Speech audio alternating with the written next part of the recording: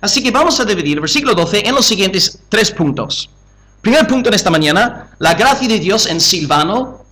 Punto número 2, la gracia de Dios en Pedro. Y punto número 3, la gracia de Dios en Asia Menor. 1, la gracia de Dios en Silvano.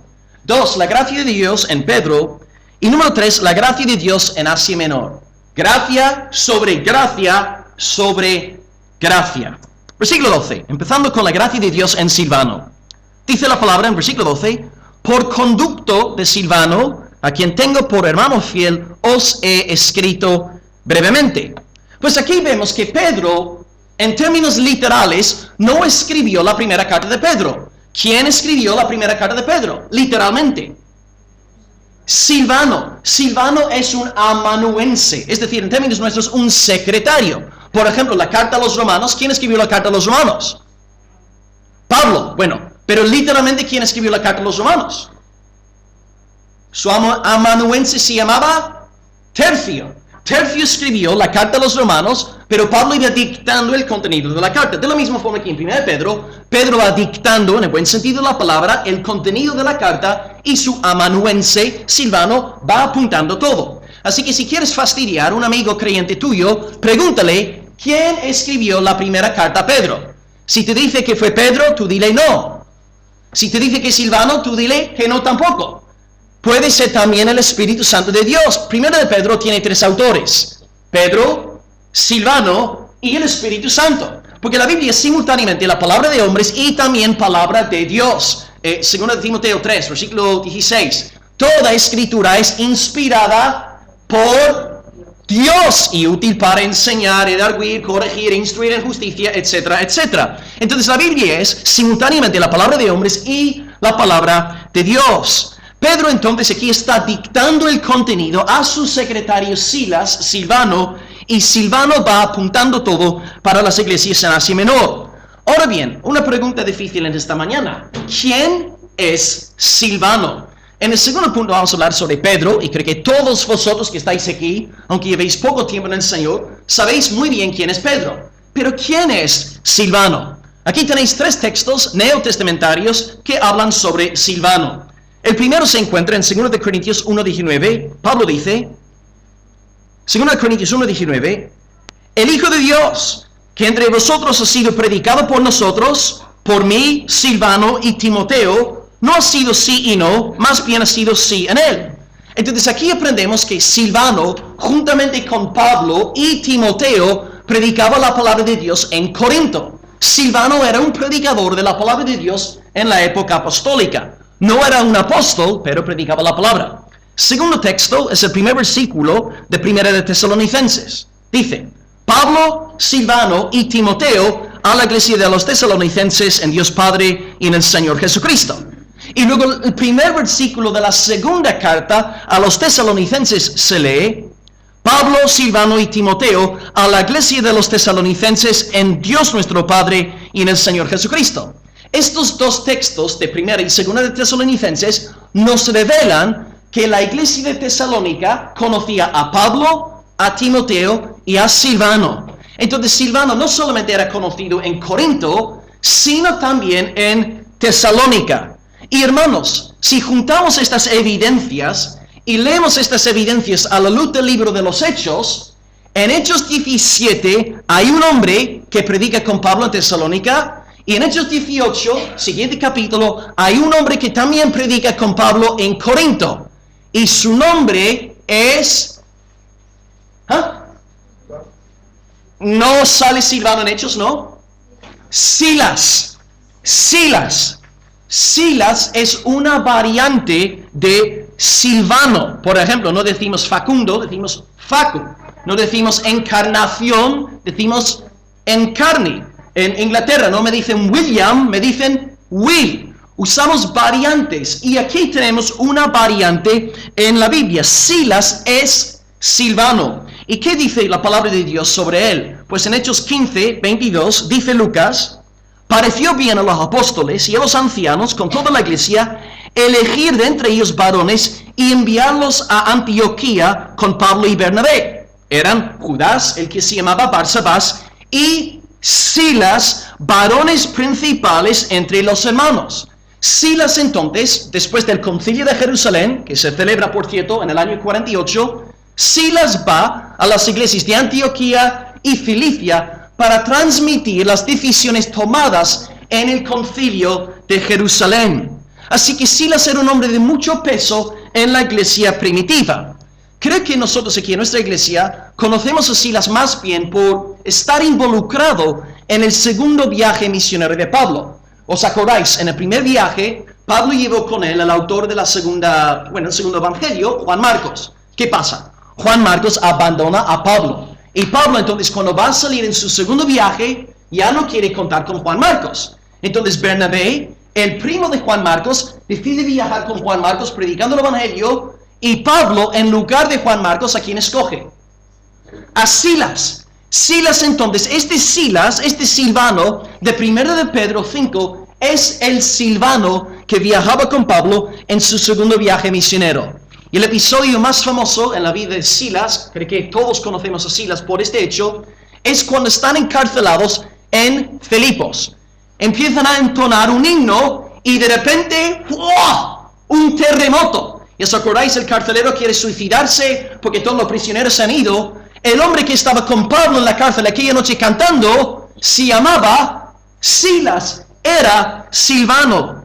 Entonces Silas era un amigo no solamente de Pablo, sino también de Pedro, un hombre de fiar, un hombre nacido de lo alto. Lo que está claro entonces en cuanto a Silvano, hermanos, es que era un hombre apasionado por el mensaje del evangelio y estaba puesto para la edificación de la iglesia cristiana. Así que entonces en esta mañana podemos ver cómo Dios levanta gigantes como Pedro, como Pablo, pero también levanta a ayudantes como Silvano para ayudar en la extensión de la obra de Dios. Así que Dios sí levanta a grandes predicadores, pero también levanta a aquellos que son sus ayudantes, compañeros, bendiciéndolos grandemente. Aquí vemos en acción el principio de la palabra de Dios cuando dice, la mies es mucha y los obreros pocos. Rogad pues al Señor de la mies que envíe obreros a su mies. Dios se encarga de levantar a hombres como Silas, que entre nosotros no son muy conocidos, pero Dios bendice grandemente para su gloria.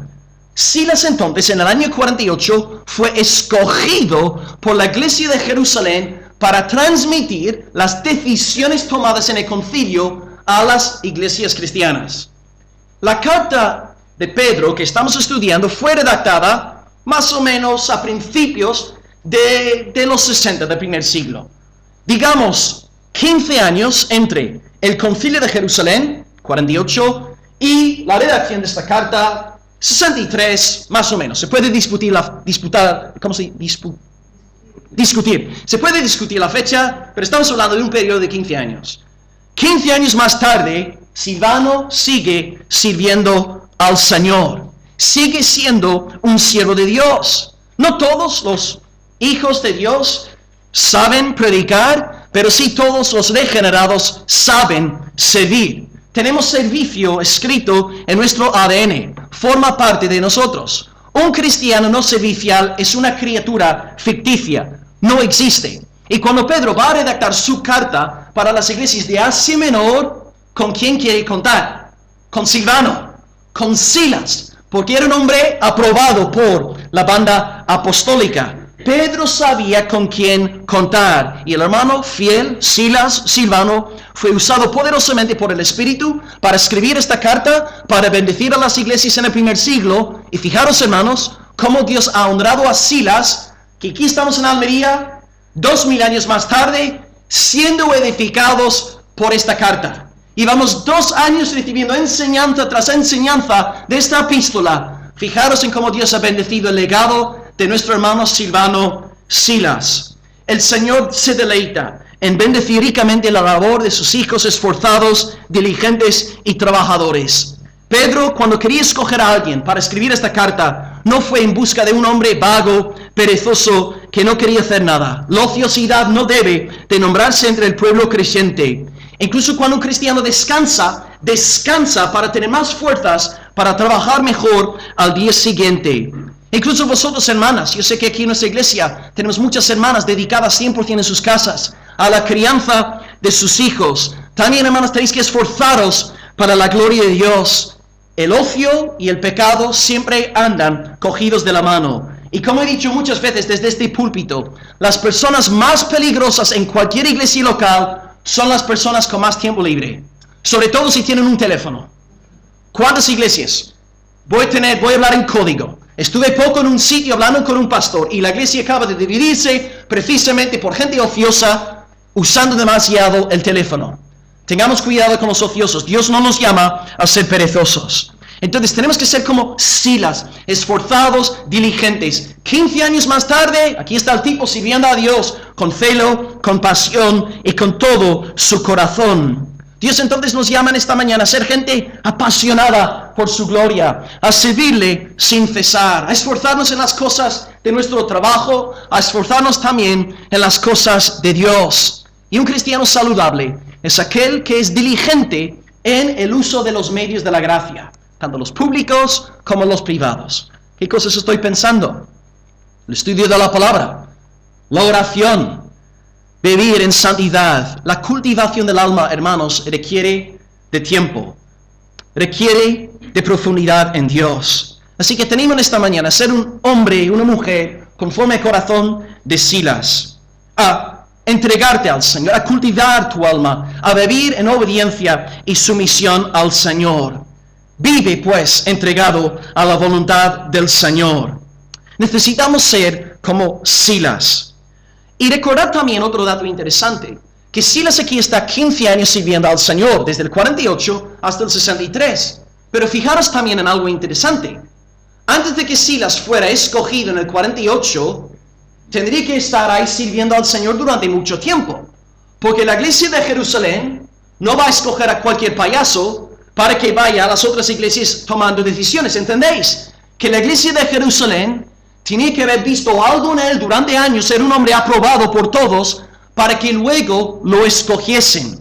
Así que Silas entonces es un ejemplo de entrega al Señor, un siervo de Dios conforme al corazón del Señor. Vosotros entonces que tenéis 20, 30 años en el Señor, entregaros por completo a Dios. Y veréis que cuando tengáis 40 y 50 años, seguiréis sirviendo al Señor con todo vuestro corazón. Pero si ya con vuestros años, si sois 20, 30 añeros, ya estáis poniendo pegas a todo, no queréis servir a nada, siempre estáis poniendo excusas para no ayudar. Luego cuando tengáis 40, 50 años, estaréis haciendo exactamente lo mismo. La única diferencia es que en 15 años tendréis nuevas excusas que no tienes hoy en día. Qué triste, hermanos, cuando a veces vamos a iglesias y nos topamos con hermanos que son 50, 60 añeros y son más fieles y más serviciales y más entregados al Señor que aquellos con 20, 30 años que tienen todas sus fuerzas y sudor no a la disposición del Señor. Servid a Dios, entregaos a la obra del Señor. Os leo una frase solemne de nuestro Salvador Jesucristo. Lucas 13, versículo 7. He aquí, hace 3 años que vengo a buscar fruto en esta higuera y no lo hallo. ¿Qué dice Jesús? Córtala, córtala, para que inutiliza también la tierra. Dios nos guarde entonces de entregarnos a la pereza a nivel laboral y a nivel eclesial. Mi oración por nosotros es que seamos una iglesia conforme aquí el corazón de Silas, una iglesia esforzada, diligente, entregada a la obra del Señor. Que Dios pues forje en nosotros en esta mañana esta clase de carácter, diligencia, entrega, ganas, pasión. Que estemos dispuestos a servir al Señor pase lo que pase. Y te pregunto para cerrar este primer punto, si el Señor Jesús viniera en esta misma mañana a examinarte a ti, tú que eres un árbol plantado en el huerto del Señor, ¿hallaría Él en esta mañana fruto en ti? ¿Estás siendo fructífero? ¿Estás floreciendo en las cosas de Dios? Él quiere encontrar fruto en nuestras vidas. Seamos pues como el hermano Silas en esta mañana. Pasamos pues al segundo punto en esta mañana, y aquí a lo mejor no hace falta tanto ayuda, porque todos sabemos quién es Pedro. Número 2, la gracia de Dios en Pedro. La gracia de Dios en Pedro. Versículo 12 dice, por conducto de Silvano, por Silas, os he escrito brevemente. Se refiere aquí a sí mismo. Yo, Pedro, os he escrito por conducto de Silvano. Bien, innegablemente hay muchísimos más datos biográficos sobre Pedro en la Biblia que sobre Silas. De hecho, si yo te preguntara, nómbrame un discípulo de Cristo, un 99% enseguida vais a decir Pedro. Pedro es el primer nombre que nos viene a todos a la mente. He resumido aquí 5 o 6 datos más importantes sobre su vida que todos conocéis de todas maneras, pero lo leo por si acaso no estáis al tanto. 1. Pedro era un pescador galileo, la parte norteña de Israel. 2. Su verdadero nombre era Simón, pero su nombre fue cambiado por el Señor Jesús, y Pedro quiere decir roca, piedra. Número 3, era uno de los 12, tal vez el principal entre los 12 discípulos. 4, llegó a negar a Cristo la noche que fue entregado. 5, fue restaurado por el Señor y llegó a ser un dirigente en la iglesia de Jerusalén. Y último dato de interés, sabemos que según la epístola de los Gálatas, fue reprendido públicamente por Pablo porque él se estaba apartando de los creyentes gentiles. Además de lo que dice la Biblia, la tradición eclesial nos enseña que Pedro fue martirizado en el año 65 bajo el emperador llamado Nerón. Pero Pedro, antes de ser crucificado, pidió que fuese crucificado boca abajo, porque no se sintió digno de ser crucificado como su amo, el Señor Jesucristo. En cuanto a la figura de Pedro, hasta el día de hoy hay una gran división entre la teología católica por un lado y la teología protestante por el otro. El Vaticano hasta el día de hoy sigue pensando que el sucesor de Pedro, el Papa Francisco en nuestro caso, es el sumo representante del Hijo de Dios. Aquí tenéis 4 citas del Catecismo de la Iglesia Católica al respecto, y luego hago una crítica bíblica. Este es Catecismo 881. Dice, estoy leyendo tal cual del documento del Vaticano. El Señor hizo del Simón, al que dio el nombre de Pedro, y solamente de él, la piedra de su iglesia. Le entregó las llaves de la iglesia, lo instituyó pastor de todo el rebaño. Este oficio pastoral de Pedro y de los demás apóstoles pertenece a los cimientos de la iglesia. Se continúa por los obispos bajo el primado del Papa. En nuestro caso, pues, Papa Francisco. Texto número 2, esto es el Catecismo 882. El Papa, obispo y sucesor de San Pedro, es el principio y fundamento perpetuo y visible de unidad tanto de los obispos como de la muchedumbre de los fieles. El pontífice romano, en efecto, tiene en la iglesia, en virtud de su función de vicario de Cristo y pastor de toda la iglesia, la potestad plena, suprema y universal que puede ejercer siempre con entera libertad. Tercera cita, 936. El Señor hizo de San Pedro el fundamento visible de su iglesia, le dio las llaves de ella. El obispo de la iglesia de Roma, sucesor de San Pedro, cabeza del colegio de los obispos, vicario de Cristo, es el pastor de la iglesia universal en la tierra. Y la última cita, en 937, dice que el Papa goza, por institución divina, de una potestad suprema, plena, inmediata y universal para cuidar las almas. Para justificar todo lo que acabo de leeros, el Catecismo de la Iglesia Católica apela a 2 textos. Mateo 16, 18 y Mateo 16, versículo 19. Las 2 frases que tienen en mente son las siguientes. La primera es, tú eres Pedro, y sobre esta roca edificaré mi iglesia. Tú eres Pedro, sobre esta roca edificaré mi iglesia. En un momento vamos a procurar explicar esto. Y la segunda frase es, el versículo 19, a ti te daré las llaves del reino de los cielos. Todo lo que atares en la tierra será atado en los cielos, y todo lo que desatares en la tierra será desatado en los cielos. Pues según Roma, entonces, Pedro es la roca, la piedra de la iglesia, de ahí la autoridad del Papa en la actualidad. No obstante, aun si Pedro fuese la roca de Mateo 16, Cristo no habla para nada sobre la sucesión papal. Cristo no dice en ningún momento que habrá una sucesión papal después de la muerte de Pedro. Ahora bien, podemos entender esta metáfora de roca de varias formas. En el primer sentido, quiere decir que Pedro iba a ser muy importante en el nacimiento de la iglesia recién establecida. Por ejemplo, en Hechos, ¿quién predica en el día de Pentecostés? Pedro. En Hechos 8, cuando los samaritanos entran en la iglesia, ¿quién sube de Jerusalén para bautizarlos? Pedro. Entonces Pedro da la bienvenida a los judíos, da la bienvenida a los samaritanos, Hechos 8, luego Hechos 10 y 11, está predicando en la casa de Cornelio, un gentil, y Pedro predica y son salvados los gentiles. Entonces Pedro fue usado entre los judíos, entre los samaritanos y entre los gentiles para que recibiesen la salvación eterna. Pedro entonces en este sentido sí desempeñó un papel significativo en el nacimiento de la iglesia cristiana recién fundada. Pero tenemos que entender Mateo 16 a la luz de todo el evangelio de Mateo.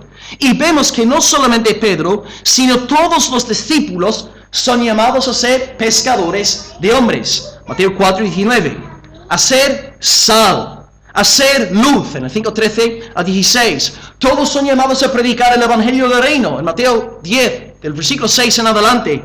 Todos somos llamados a desempeñar la gran comisión, enseñando a las naciones a obedecer al Señor. Y luego, interesantemente, 2 capítulos más tarde, después de Cristo decir a Pedro, yo te daré a ti las llaves del reino, dice a todos sus discípulos, en Mateo 18:15, de cierto os digo que todo lo que atéis vosotros en la tierra, será atado en el cielo, y todo lo que desatéis en la tierra, será desatado en el cielo. Entonces la autoridad a la hora de disciplinar en la iglesia es dada a la congregación, a la iglesia, a todos los creyentes. Por esta razón yo como pastor no tengo derecho ninguno a poner a ninguno de vosotros en disciplina.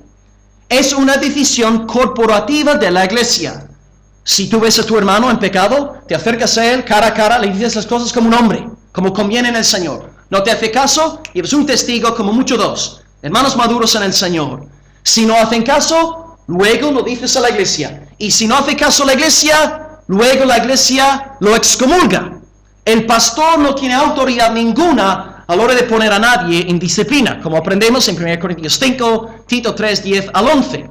Toda la iglesia entonces tiene las llaves del reino. Así que sí, Pedro, es verdad, desempeñó un papel muy significativo en la iglesia apostólica, pero de ninguna manera encontramos en la Biblia expresiones tales como gran vicario de Cristo, sumo pontífice, santo padre. De hecho, hermanos, en el concilio de Jerusalén, a ver si alguien sabe contestar esta pregunta que es más difícil, ¿quién presidía en el concilio de Jerusalén en el 48?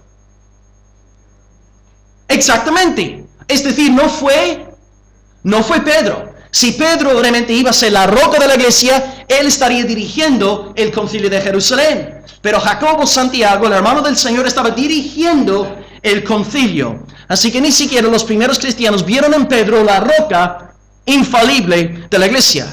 Irónicamente, hermanos, si estudiamos primero de Pedro, Pedro nos dice claramente quién es la roca de la iglesia, quién es la piedra angular. Primero de Pedro 2, versículo 4 dice, acercándoos a él, a Cristo, piedra viva. Versículo 6 del mismo capítulo dice, he aquí, pongo en Sion la principal piedra del ángulo, escogida, preciosa. ¿Quién es la piedra angular? Cristo, Él es la roca de la iglesia. Versículo 7, mismo capítulo, la piedra que los edificadores desecharon ha venido a ser la cabeza del ángulo. Cristo es la piedra. Y versículo 8, Cristo es la piedra de tropiezo y roca que hace caer. Incluso Pedro, cuando está predicando en Hechos, capítulo 4, versículo 11, él dice a los dirigentes judíos, Jesús es la piedra angular, la roca que vosotros, los edificadores, desechasteis, mas Dios lo ha hecho la piedra angular. Para Pedro, entonces, la roca es Cristo. Y si tú lees los escritos de Pablo, él te va a decir textualmente, en 1 Corintios 10, versículo 4, aquella roca era Cristo. Pedro dice que Cristo es la roca, Pablo dice que Cristo es la roca. Entonces, ¿por qué el catolicismo enseña que la roca es Pedro? Pues en base a una interpretación errónea de Mateo 16, 18 y 16, 19. Y daros cuenta simplemente a nivel puramente lingüístico, Cristo dice en el griego del Nuevo Testamento, dice, tú eres Pedro, tú eres Petros, y sobre esta piedra, Petra, tú eres Petros, y sobre esta Petra edificaré mi iglesia. No dice, tú eres Petros, y sobre ti edificaré mi iglesia. Tú eres Petros, y sobre esta Petra yo edificaré mi iglesia. Y muchos comentaristas evangélicos dicen que Petra es la confesión evangélica de Pedro. Cuando él dijo, tú eres el Cristo, el Hijo del Dios viviente. Y luego Cristo dice, yo te digo que tú eres Petros, y sobre esta Petra edificaré mi iglesia. Porque la iglesia existe gracias a la confesión pública del mesiazgo del Señor Jesucristo. Por eso estamos aquí en esta mañana. Estamos aquí porque creemos que Jesucristo es el Señor. Él es el Cristo, Él es el Mesías, Él es la roca. Lo que está claro entonces, hermanos, es que Pedro no fue la roca, la piedra angular de la iglesia. Como mucho podemos decir que iba a desempeñar un papel importante en la fundación de la iglesia, pero para nada podemos justificar la vigencia del ministerio papal en la actualidad.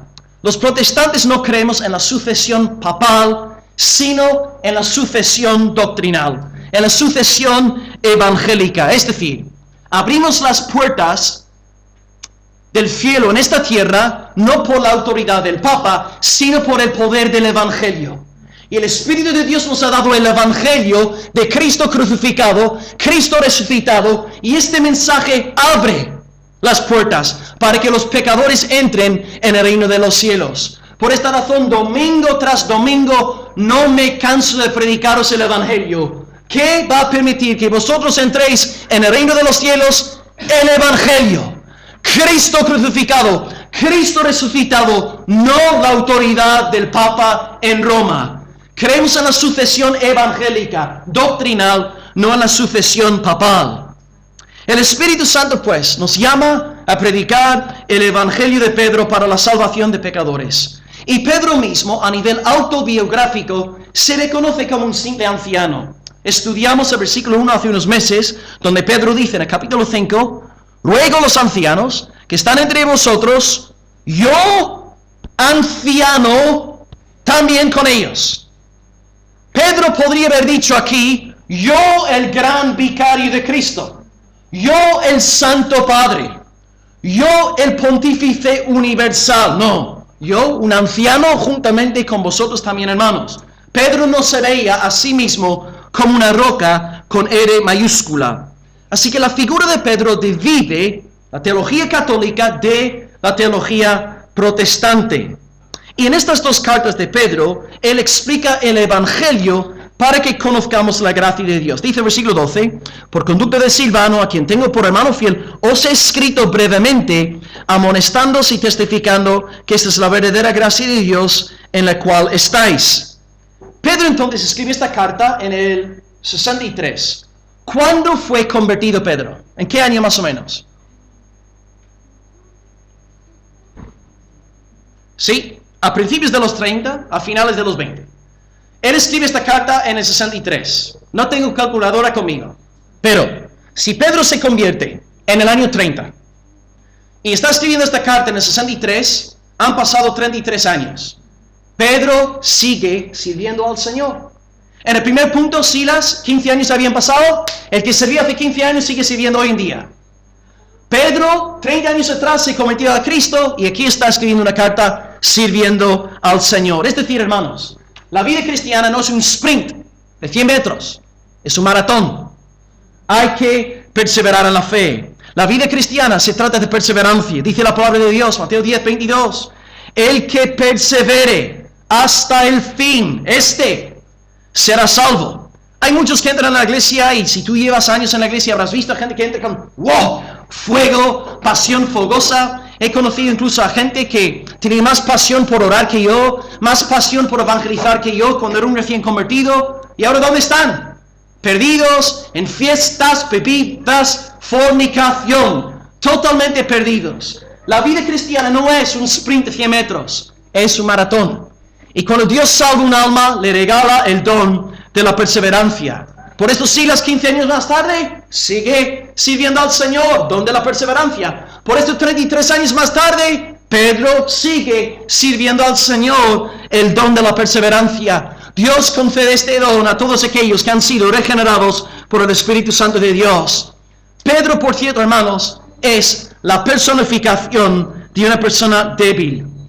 Si tú fueras Dios y tú tuvieras que redactar una carta para una iglesia perseguida, seguramente escogerías al hombre más ilustrado que conocieras, que dominase a la perfección el idioma griego, que nunca fallase en nada. Pero Dios, cuando quiere animar a una iglesia perseguida, ¿a quién escoge para enviar la carta? Pedro, con sus metaduras de pata, sus fallos, sus problemas, sus dolores de cabeza. Es la lógica del Señor. Pero entended, hermanos, los hermanos de Asia Menor, al recibir la carta, la primera epístola, entienden, si Dios es capaz de sostener a Pedro hasta el fin, ¿cómo no va a hacer exactamente lo mismo con nosotros? Pedro es un testimonio de la gracia salvadora de Dios. Hermanos, en nuestro contexto, en esta mañana no te está predicando un hombre perfecto. No soy perfecto, no soy infalible, tengo mis luchas, pero tampoco estoy predicando a gente perfecta. ¿Entendéis? Si la gracia de Dios estaba actuando en Pedro, un hombre imperfecto, para sostener una iglesia también imperfecta, Dios también está actuando en esta mañana a través de un hombre imperfecto para sostener a hermanos imperfectos. Qué consuelo, hermanos, saber que estamos en las manos del Todopoderoso. Su gracia nos sostiene. No depende de nosotros, no es del que corre ni del que quiera, sino de Dios que tiene misericordia. Lo que pasa entonces con Pedro está sucediendo con nosotros en esta mañana. Dios quiere magnificar su gracia a través de nosotros. A Dios le encanta exhibir este tesoro del Evangelio en vasos de barro. ¿Por qué? Porque sí, te agradó, oh Padre. No habrá nadie en el cielo jactándose de estar ahí, pensando que Él es digno de estar ahí. Hasta los mismos 24 ancianos, ¿sabéis lo que están haciendo en esta mañana? Nunca han pecado, nunca han desobedecido al Señor, están arrojando sus coronas delante del Cordero y no están diciendo nosotros somos dignos. Están diciendo, tú eres digno, digno eres tú de recibir gloria, digno eres tú de recibir honra, porque todas las cosas fueron creadas por ti y por tu voluntad existen. Hasta los 24 ancianos dan toda la gloria y la honra a Dios. Soli Deo gloria, al Señor la gloria por los siglos de los siglos. El Padre te escogió antes de la fundación del mundo. Soli Deo gloria. El Hijo derramó su sangre para perdonarte. Soli Deo gloria. El Espíritu te regeneró, concediéndote nueva vida. Soli Deo gloria. A Dios gloria por su gracia, por los siglos de los siglos. Y este Dios que te salvó, te va a guardar para que en 15 años tú sigas sirviendo al Señor. Sí, con tus imperfecciones y tus luchas, pero en 15 años seguirás sirviendo al Señor. Y si te quedan 33 años, también seguirás sirviendo al Señor. No porque tú seas grande, ni poderoso, ni muy espiritual, sino por la gracia de Dios que estaba sobre Pedro, que estaba sobre Silvano, y ahora está sobre ti. Oh, alabemos el nombre del Señor por su gloriosa gracia en esta mañana. Y finalmente, punto número 3. Hemos hablado de la gracia en la vida de Silas. 2, la gracia en la vida de Pedro. Y número 3, la gracia de Dios en Asia Menor. La gracia de Dios en Asia Menor. Acabamos, versículo 12 de nuevo. Por conducto de Silvano, Silas, a quien tengo por hermano fiel, hombre aprobado en la fe, os he escrito brevemente. Claro, 5 capítulos. Amonestándoos. Aquí está el propósito de la carta. Amonestándoos y testificando que esta es la verdadera gracia de Dios en la cual estáis. Así que el propósito de la carta es doble. Amonestar a la iglesia y testificar de que han recibido la verdadera gracia de Dios. 2 verbos pues importantes para entender esto. Primero, amonestar. Segundo, testificar. Amonestar, testificar. Bueno, amonestar. Amonestar no quiere decir regañar. Habéis hecho esto mal y aquello mal. No. Amonestar quiere decir exhortar, animar, alentar. Pedro entonces escribe para alentar a la iglesia perseguida. Entonces Dios está usando a Pedro para bendecir a la iglesia. Entonces esta carta es un obsequio de la gracia de Dios.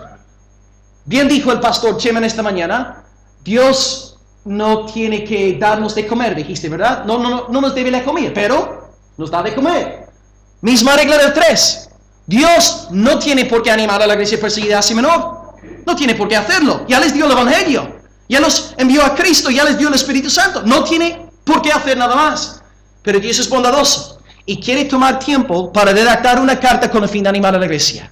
Esta carta es una muestra de la gloria, de la gracia soberana de Dios. Y de nuevo, hermanos, aquí estamos en el siglo XXI y nuestro Dios sigue revelándonos su gracia, enseñándonos a través de esta carta. Alabado sea el Señor por semejante gracia.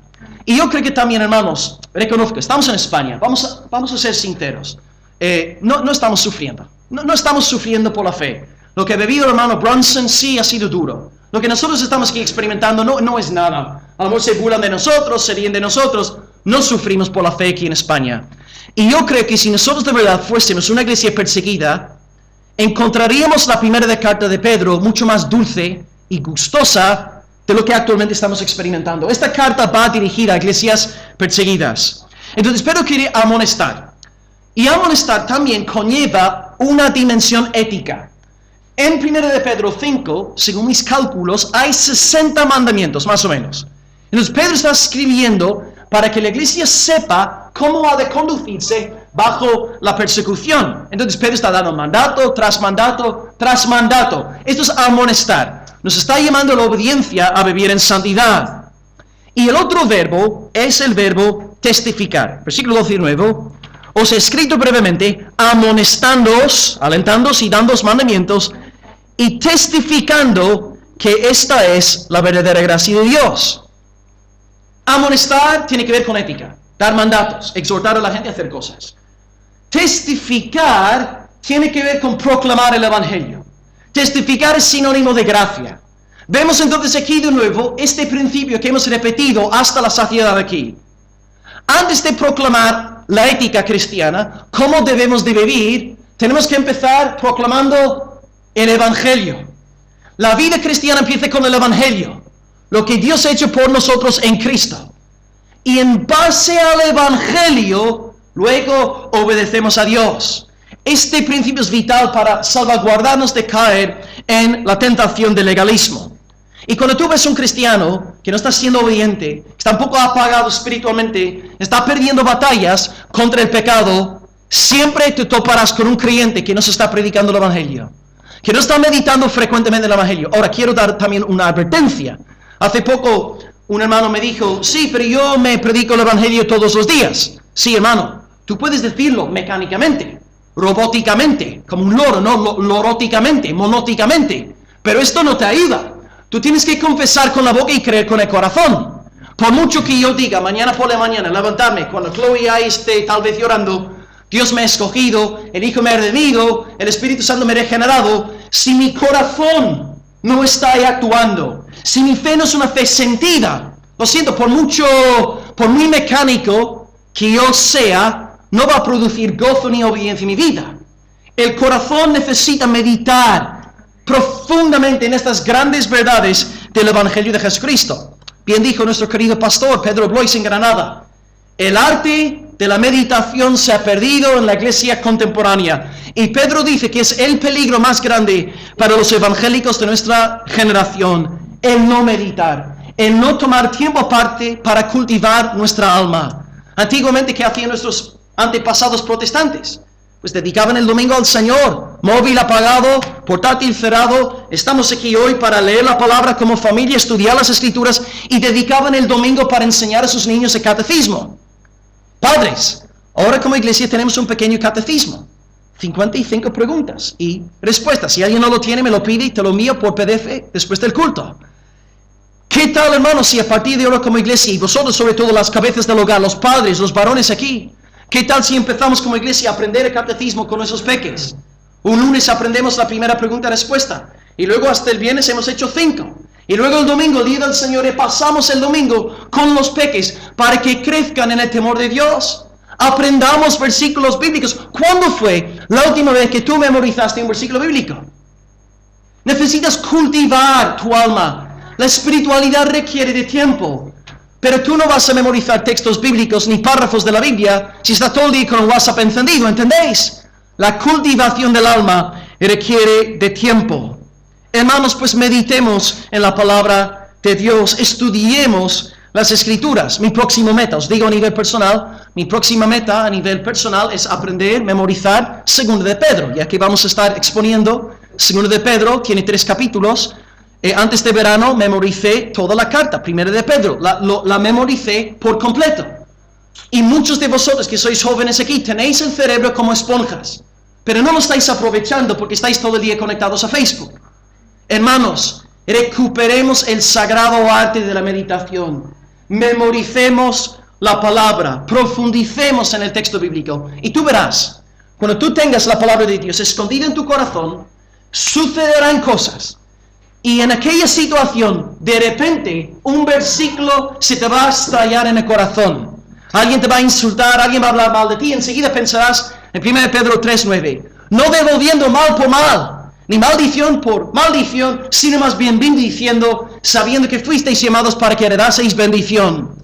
La palabra de Dios guardada aquí por dentro va a santificarte en el día a día. Y tú te toparás en el trabajo, dando vueltas a versículos, pasajes que tú has memorizado. Por la noche, cuando estás a punto de empezar a roncar, estarás dando vueltas a todo lo que has aprendido a lo largo del día. Hermanos, memoricemos la palabra, cultivemos nuestra alma, hagamos hincapié en las devociones en familia, sobre todo a los varones de Dios, dirijo estas palabras. Y si estudiamos pues esta carta, tendremos fundamentos para vivir una vida cristiana con discernimiento y no seremos llevados por doquier por cualquier viento de doctrina.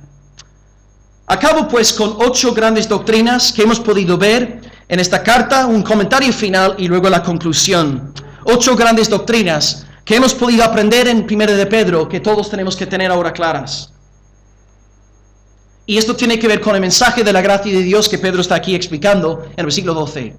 Primera doctrina, la doctrina de la palabra de Dios. La doctrina de la palabra. Pedro no se cansa de citar en el Antiguo Testamento. En cuestión de 5 capítulos, cita 17 pasajes de la ley y de los profetas. 5 citas de Isaías, 3 de los Salmos, 3 de Proverbios, 2 de Génesis, una referencia a Éxodo, Levítico, Deuteronomio y Oseas.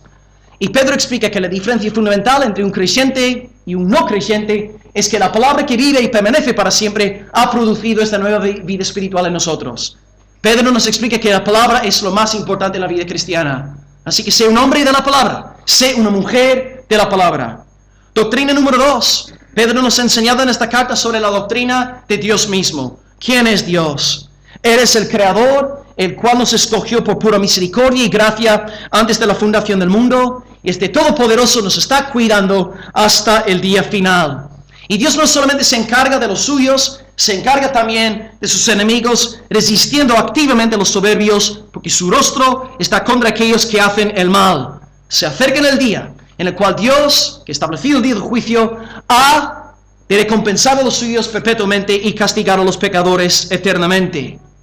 3. Hemos aprendido en esta carta la doctrina del hombre, la doctrina del ser humano. Pedro no tiene nada bueno que decirnos sobre el hombre, nada bueno. No cree en la confesión positiva. Él nos enseña las cosas como son en verdad. Él dice que el hombre es ignorante, anda en una vana manera de vivir, es caracterizado por un sinfín de pecados. Y dice en el 4.3 que el hombre fuera de Cristo anda en lascivias, concupiscencias, embriagueces, orgías, disipación y abominables idolatrías, fiestas, bebidas y fornicación. Este es el hombre que no conoce al Señor Jesucristo y Dios va a juzgar. Dios va a juzgar según el 4.5. Luego la cuarta doctrina que hemos aprendido de toda esta carta, resumiendo todo, es la doctrina de Cristo. Cristología. Pedro se alegra en la sangre derramada de Cristo. Cristo derramó su sangre por el perdón de sus pecados, pero Pedro no se contenta con hablarnos de la muerte de Cristo, sino que nos habla de la resurrección al tercer día. Dios resucitó al Hijo para que fuésemos perdonados eternamente, y no solamente ha resucitado, está ascendido, sentado a la diestra del Padre, desde donde ha de venir para juzgar a vivos y muertos en su aparición. En quinto lugar, hemos visto la doctrina del Espíritu Santo en estos 2 años de predicación a partir del 1 de Pedro, la doctrina del Espíritu Santo. Hemos visto que el Espíritu es el que nos engendra, nos hace nacer de nuevo, no depende de nosotros, depende de su poder. Y es este Espíritu el que profetizaba a través de los profetas del Antiguo Testamento para que redactasen las Sagradas Escrituras. El Espíritu regenera, el Espíritu sostiene a los que son creyentes y el Espíritu inspira la palabra profética. Sexta doctrina que hemos visto en estos 2 años, la doctrina de la salvación en 1 de Pedro. A Pedro le encanta hablar sobre la salvación. Fuimos elegidos antes de la fundación del mundo por la gracia y misericordia del Padre. Fuimos regenerados por el Espíritu de Dios y redimidos por la sangre del Hijo derramada. Y puesto que nuestra salvación depende 100% del Dios Trino, el cristiano ahora es llamado a anunciar las virtudes de aquel que nos llamó de las tinieblas a su luz admirable. También somos llamados a vivir en santidad, no para ganar nuestra salvación, sino porque ya hemos sido comprados y redimidos. Gracias a Dios, las ovejas del Señor serán guardadas hasta el fin. En séptimo lugar, en estos 2 años hemos visto la doctrina de la iglesia, eclesiología. Pedro explica que un hombre que de verdad ama a Dios, ama a su pueblo. Un cristiano que no está en una iglesia está pecando contra su Señor. Pedro dice que los hermanos tienen que amarse mutuamente con un espíritu de amor fraternal no fingido. Esto me dice a mí que hay tal cosa como un amor fingido, pero amor fraternal no fingido. Y el pescador de Galilea también anima a los hermanos a ser fuertes en el Señor, recordándoles que sus hermanos están sufriendo en todo el mundo, como vimos en el mensaje sobre el 5:9. Y finalmente, en 1 de Pedro, la doctrina de las últimas cosas, escatología. Pedro habla sobre el tema de la escatología. Y cuando toquemos 2 de Pedro 3, tendremos que tirar bastantes semanas en el asunto de escatología. Orad mucho por mí, Yo estoy sufriendo ahora en casa, estudiando 2 de Pedro capítulo 3. Orad mucho por este pastor para que os predique conforme a la palabra cuando toque.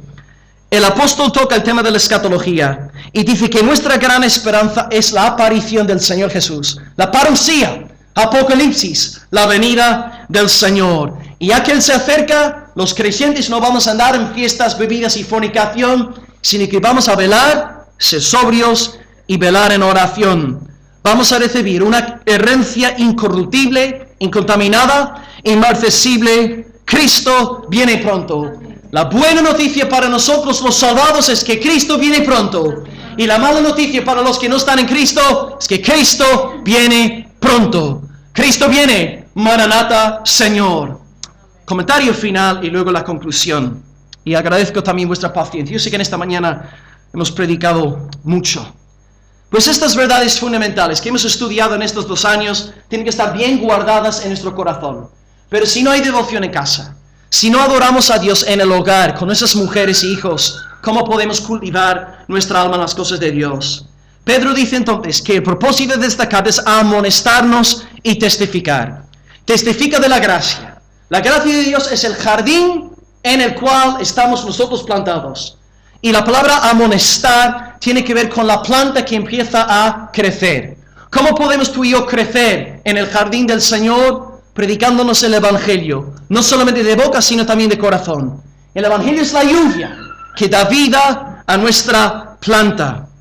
Entonces, hermanos, si a nivel intelectual profesamos fe en estas 8 doctrinas que acabo de nombrar, o sacadas directamente de la primera epístola de Pedro, que hemos estudiado estos últimos 2 años, pero tú vives una vida entregada al pecado, una vida de libertinaje, te digo con la autoridad de Dios en esta mañana que tú no conoces al Señor. Estás engañado, estás engañándote a ti mismo. La verdadera gracia de Dios siempre procrea vidas obedientes, no perfectas, pero vidas obedientes entregadas al Señor. Un futbolista aquí en España una vez me dijo, cara a cara, un futbolista evangélico me dijo, yo peco aposta porque sé que Dios es un Dios de gracia. Tal lógica es diabólica, satánica, nacida del abismo. El verdadero regenerado no quiere pecar. Y si cae, se siente el ser humano más vil sobre la faz de la tierra y llora por sus pecados. La verdadera gracia de Dios se manifiesta en una vida cuando hay obediencia, entrega y pasión por el Señor en aquella vida. Entonces, un cristiano que dice que es cristiano pero vive de manera escandalosa, algo no encaja bien. Algo no encaja bien, o nos miente la palabra o nos miente el Señor Jesucristo. Así que bien, hermanos, yo os animo hoy a permanecer en esta gracia, a permanecer en estas grandes doctrinas, Os llamo una vez más a ser una iglesia que memorice la palabra, memorice el catecismo, que lea sana literatura para vuestro crecimiento y buen provecho espiritual, sobre todo varones, padres de casa. Procurad ser diligentes en esta tarea. Y para aplicar todo lo que hemos dicho en esta mañana, quisiera acabar con un pensamiento muy bonito. Hermanos, hemos dicho que la primera carta de Pedro fue un obsequio de la gracia de Dios a las iglesias de Asia Menor. Entended también, queridos, que todo lo que Dios os ha dicho en estos 2 años ha sido una muestra visible de su amor hacia ti. Pensad por un momento, hermanos. ¿Cuántos cristianos hay en esta mañana, domingo por la mañana en Europa, congregándose en iglesias que no predican la palabra de Dios? ¿Cuántos están ahora mismo sentados escuchando burradas paganas? ¿Cuántos millones de creyentes a lo largo del día van a estar escuchando falsas doctrinas en el nombre del Dios de la Biblia? Y sin embargo, Dios os ha enviado a un lugar donde su palabra es predicada, donde se predica la palabra versículo por versículo, para que la iglesia no sea edificada en base a pensamientos de hombre ni de pastores, sino en base a la santa voluntad de Dios. Hermanos, si vosotros estáis dudando del amor de Dios hacia vuestras vidas, fijaros dónde estáis, queridos. Estáis escuchando la palabra de Dios. Vosotros tenéis mucho más luz que hace 2 años. Es una gran bendición. Ahora bien, nos da más responsabilidad. Ahora tenemos más luz que hace 2 años que empezamos esta serie. Y vosotros que estáis aquí después de 2 años y todavía estáis sin convertiros, sois más inexcusables. 2 años más inexcusables que hace 2 años. Grande será vuestro castigo si no os convertís al Señor. Hermanos, ved en esta mañana una manifestación de la gracia amorosa de Dios hacia vuestras vidas, porque la palabra está siendo predicada a vuestros corazones. Alabad a Dios. Dios os ama. Dios tiene cuidado de vosotros. Dios ha derramado misericordia sobre vosotros. Podría haberos dejado en cualquier otro sitio, pero os ha dado su palabra. Ya que habéis recibido tanta gracia, bebid ahora gozosa y alegremente en pos de Él, obedeciéndolo como Silas, obedeciéndolo como hacía Pedro. Engrandece al Señor. Da gracias a Dios por su gracia. Y sigue el ejemplo de las iglesias de Asia Menor. Conclusión. Leemos por última vez el versículo 12. Por conducto de Silvano, a quien tengo por hermano fiel, os he escrito brevemente, amonestándoos, dan 2 mandamientos, y testificando que esta es la verdadera gracia de Dios en la cual estáis. Hoy hemos visto 3 puntos. Punto número 1, la gracia de Dios en la vida de Silvano. Comentamos que Silvano es Silas. Es la misma persona. 15 años atrás estaba siendo usado por la iglesia de Jerusalén para transmitir las decisiones tomadas en el concilio de Jerusalén. 15 años más tarde, Pedro quiere contar con él para redactar una carta. Un hombre de Dios. Seamos pues como Silas. Te pregunto, ¿está en esta mañana el espíritu de Silas en ti? ¿Tienes el espíritu de Silvano? ¿Tienes pasión por servir al Señor? Sigue su ejemplo. En segundo lugar, la gracia de Dios en Pedro. Hemos visto que Pedro, también más conocido que Silas, no fue el primer papa, no es la roca de la iglesia, como mucho desempeñaba un papel significativo en la iglesia, o se refería más bien Cristo a su confesión de que Cristo era Mesías. Pero 30 años más tarde, Pedro sigue sirviendo al Señor. ¿Está el espíritu de Pedro en ti? ¿Has nacido de lo alto? ¿Tienes el espíritu de regeneración? ¿Has sido limpiado y lavado por la sangre del Señor Jesucristo? Hermano, hermana, levántate, ponte las botas en esta mañana y sirve al Señor. Y número 3, hemos visto la gracia de Dios manifestada en Asia Menor a través de 2 verbos, amonestar y testificar. Empezamos testificando del Evangelio, la libre gracia de Dios en el Señor Jesucristo. Él nos ha salvado por completo. Y esta palabra de testimonio engendra amonestación, mandatos éticos. Dios nos libre de legalismo en esta mañana. Espero que nadie esté basando su seguridad eterna en sus propias hazañas religiosas. Entended en esta mañana que tu salvación reside 100% en el Señor Jesucristo. Y también, como comentamos a finales de mensaje, si tú en esta mañana estás dudando del amor de Dios hacia ti, recuerda dónde estás. Recuerda que su palabra está siendo predicada directamente en tu corazón.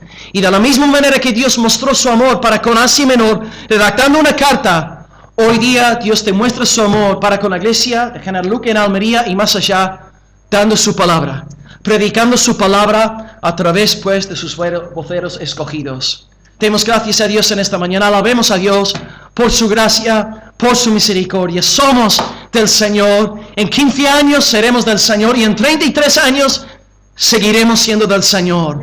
No porque seamos chulos, ni máquinas, ni unos cracks, sino porque nuestro Dios es fiel. Él es bueno y Él es digno de gloria por los siglos de los siglos. Y el pueblo de Dios dijo, amén. Gloria al Señor. Oremos al Dios de toda gracia en esta mañana. Aleluya. Gloria al Señor. Alabado seas. Padre, tu gracia es colosal, magnífica, incomparable. Señor, se nos cae la baba al pensar en estas grandiosas verdades que hemos predicado y compartido en esta mañana. Te alabamos, Señor, por haberte fijado en primer lugar en Silvano. Señor, ciertamente un hombre como nosotros, un hombre pecador, malvado, depravado, Dios, pero tú pusiste tu mano de poder sobre él. Lo regeneraste por pura gracia y lo levantaste para ayudar a la iglesia de Jerusalén, para apoyar a Pablo en su segundo viaje misionero y luego para servir a Pedro cuando estaba a punto de ser martirizado. Alabado seas tú por levantar a pecadores, por salvarnos, Señor. Y te pedimos, Padre, que nosotros aquí seamos una iglesia conforme al espíritu de Silas. Danos pasión, danos ganas, Señor, danos celo por las cosas de tu reino. Sea tu nombre grandemente glorificado en nuestras vidas, Señor. Líbranos de la pereza, líbranos de la ociosidad. Señor, como la semana pasada me enteré de otra iglesia dividida por gente ociosa con demasiado tiempo libre. Oh Señor, guárdanos, Señor. Guárdanos, Señor, de malgastar nuestro tiempo libre y permite que lo usemos para memorizar tu palabra, enseñar a nuestros hijos, leer sana literatura. Dios, en segundo lugar, te exaltamos por tu gracia manifestada en la vida de Pedro. Oh Señor, qué consuelo. Si tú eres capaz de sostener a Pedro durante más de 33 años, ¿cómo no harás lo mismo con nosotros? Vemos a Pedro con tantas metaduras de pata, no solamente antes del día de Pentecostés, sino también después. Y luego tu fiel siervo pudo derramar su sangre por tu evangelio bajo Nerón. Oh Señor, danos, Señor, esta gracia. Permite que nos regocijemos sabiendo que nuestra suerte no depende de nosotros ni de nuestros talentos, sino únicamente de ti, de tu sonrisa sobre nosotros en la persona de Cristo. Alabado seas, Señor, porque ciertamente lo que tú empezaste en nosotros, sí o sí, lo perfeccionarás hasta el día del Señor Jesucristo. Dios, ya que hablamos sobre el tema del catolicismo en el segundo punto, te pedimos también que tú arrojes luz, Señor, en el Vaticano, en la Iglesia Romana, por toda Europa y todo el mundo. Salva a muchos, que vean muchos tu evangelio, que entiendan de tu palabra. Nuestro deseo por ellos, como el deseo de Pablo por los israelitas, es para salvación. Alcanza a muchos, Señor. Quita las mentiras, Señor, de tradiciones eclesiásticas que contradicen tu palabra. Oh Señor, que entienden que la roca de la iglesia, que la piedra angular no es Papa Francisco, no es la Virgen María, es Cristo crucificado, Cristo resucitado, Cristo ascendido, Cristo el que ha de volver por segunda vez. Sé tú, Señor, la roca y haz correr tu evangelio en nuestros días. Y finalmente, Padre, gracias por tu gracia revelada en Asia Menor. Entendemos que esta carta es un obsequio de tu gracia, Señor. Y Dios, en esta mañana como iglesia de Almería, te alabamos, Señor, porque aquí estamos recibiendo de tu palabra. Señor, tú podrías habernos dejado en cualquier otro sitio escuchando huecas filosofías en esta mañana, o vanas ideas de hombres o proyectos eclesiales. Oh Señor, pero nos has puesto en un sitio donde se predica tu palabra, versículo por versículo, párrafo por párrafo. Oh Dios, edifica tus ovejas, que no duden de tu amor providencial por ellas, Señor, que crezcan sanas y fuertes en ti todas tus amadas ovejas en esta congregación. Pero Dios, también rogamos en esta mañana por los que no están convertidos. Señor, después de tanta luz, después de tanta palabra, después de tantas advertencias y amonestaciones, y siguen endurecidos en sus pecados. Oh Dios, a veces me pregunto si habrá esperanza por ellos, ya que están ciegos ante tantísima luz. Oh Dios, sálvalos, ten misericordia de sus duros corazones. Llévalos a ti, haznos entender que son 2 años más inexcusables delante de ti de lo que eran antes de empezar esta carta. Señor, que hoy sea un día de salvación para la gloria del Señor Jesucristo. Sigue glorificándote en cada vida aquí, Señor. Te damos gracias entonces por tu gracia en Silas, tu gracia en Pedro, tu gracia en Asia Menor, y te damos gracias también por tu gracia manifestada en nuestras vidas, Señor. Padre, finalmente, ruego por los varones, ruego por los padres de casa aquí, que no sean negligentes en su labor. Tú les has dado una misión a cada uno, a instruir a sus familias en las cosas de tu reino. Que sean diligentes, Señor. Si han sido perezosos, si no han tomado en serio este llamamiento, trae una fuerte convicción de pecado en esta mañana. Danos hogares fuertes. Como siempre decimos, Padre, no podemos ser fuertes si nuestras casas son un desastre. Danos una iglesia fuerte para la gloria de tu nombre. Te amamos y te decimos, Señor, soli Deo gloria. La gracia es tuya, soli Deo gloria. Te amamos en Cristo, te damos gracias en Cristo, te alabamos en Cristo. Y el pueblo de Dios dijo, amén. Gloria al Señor, gloria al Señor.